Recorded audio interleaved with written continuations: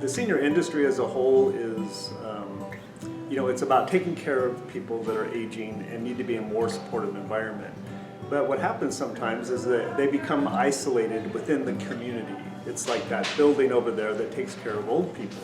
So the partnership that we have with the Healdsburg High School is really important because the students that come from John Chevalier's class are students that are working with our most advanced stage dementia residents. It was my first time, and I thought it was really cool. It was really nice. Just felt like I was like touching someone's heart, just getting close. I mean, I didn't know them at first, obviously, just someone brand new, but I got to meet them and got to just make them happy and have someone to talk to.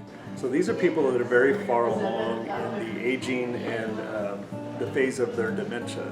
So having young people connect with them is really important because they have very little contact with the outside world, the outside community. Families start coming less, friends start coming less because they don't know how to deal with how dementia presents itself. So when we go into the school, we put the kids through an Alzheimer's simulation.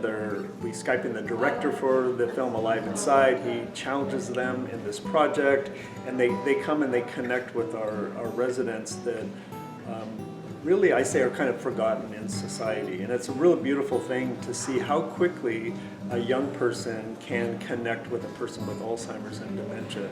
It seems to be very natural for this ability to connect. So when I first arrived, I was kind of afraid that my person wouldn't talk as much or that they weren't comfortable around me, and that's sort of what happened in the beginning. But as we started talking and as I began asking him questions, I noticed he got comfortable and he began opening up to me.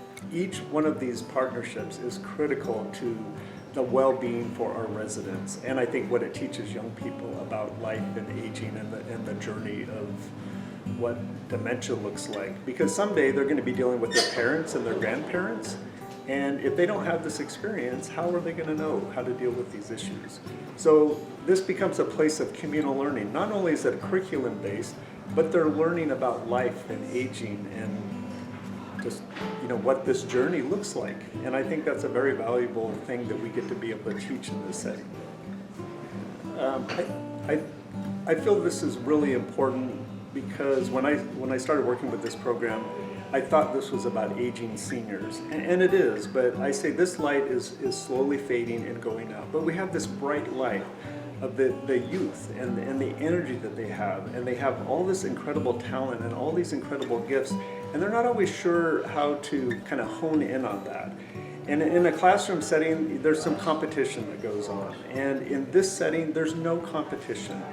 I don't know who's the straight A student, I don't know who's the bullied kid, I don't know who is the jock, or who's the person in drama, because when people come in here, everyone's equal.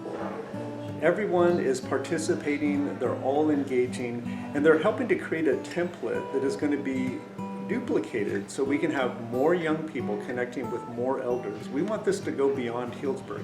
This is the petri dish here. This is where we've been experimenting, and when you have 13 schools involved, the experiment is over, as we say. I mean, this is working, and so this is really important because we want this to create a movement. So it's really a part of creating a change in our culture. It's bigger than just a young person connecting with an old person. It's about creating a movement of change in our culture that I think can repair a lot that's broken in our society.